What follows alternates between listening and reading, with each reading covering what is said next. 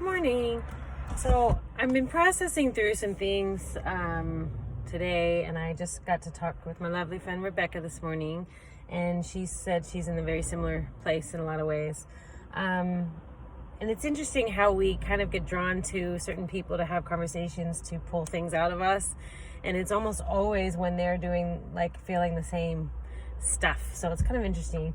I had that the other day with my friend Pamela. We kind of had the same thing, and my friend Lisa as well. We all were like, oh, we're on the same page. We're dealing with that same thing, and it just shows you how humans kind of we go through a lot of the same stuff. And when we realize that, it helps us to be kinder and gentler with one another and with ourselves, and they remind us to be gentle with ourselves.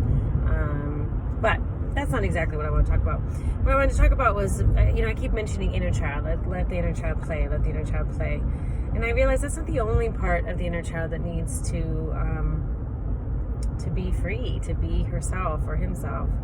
For me, I'm not an emotional person, and it kind of triggers me when my kids get tantrumy.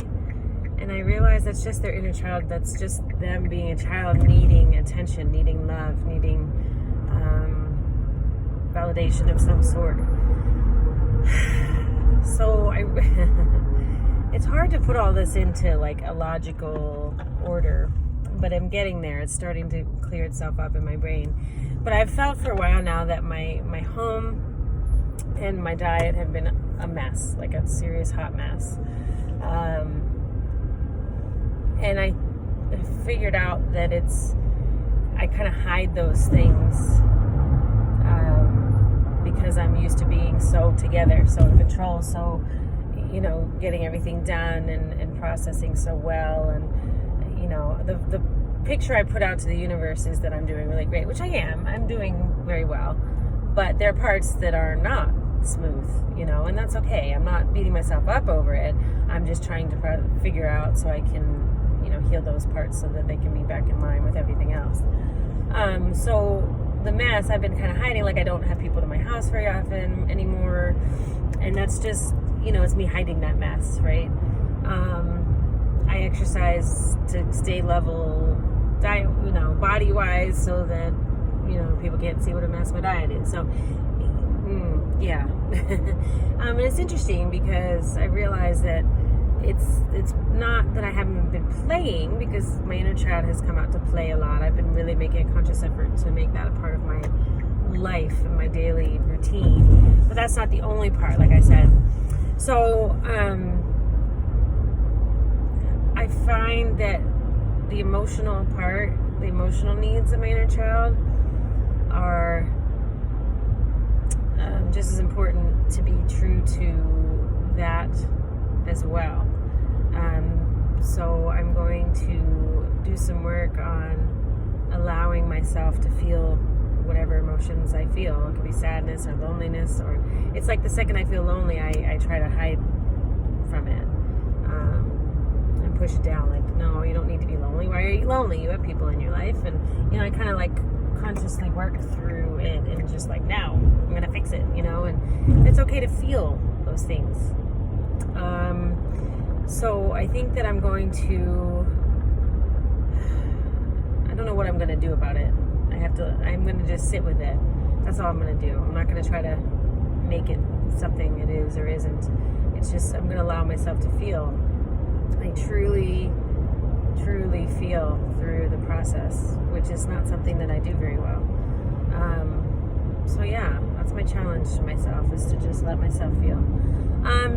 And I realized that she's tantruming in there, just my Rio, who never triggers me emotionally, has been super tantrumy lately, and it's what the heck's going on? And Ellie, she's been, even though she's so mature and adult-like most of the time, she's been throwing tantrums like 2-year-old, and they go on and on and on. And it's exactly my mirror. It's exactly my reflection of the fact that I'm not allowing that to happen. That it's okay to let that part of my inner child free. And it's okay to be taken care of. Weakness, I realized that I revel in my strength, which means that I hide my weakness. And weakness isn't necessarily bad. it's not a judgment thing. It's okay to need to be taken care of sometimes. And I haven't allowed that to happen very much, which is why I don't have a partner, which is why a lot of things in my life, because I can't let that guard down. It's not a weakness to need to be taken care of, or to not necessarily need it, but to want to be taken care of, in a way. So I'm going to look at that as well. I don't know exactly how that'll show up or work itself out, but I need to be looking at that. It's okay to just be. So yeah, this is an interesting kind of piecing all these pieces together. I'm still not 100, I haven't completely worked it all out, but I think I'll continue to sit with all of this and let you know how it goes. But if you're anything like me and any of this resonates with you, try to allow all of this to just be, because you can't control it. I mean, you can, but then you have all these pieces that fall apart, because you're trying to, puppet master it, and that doesn't work.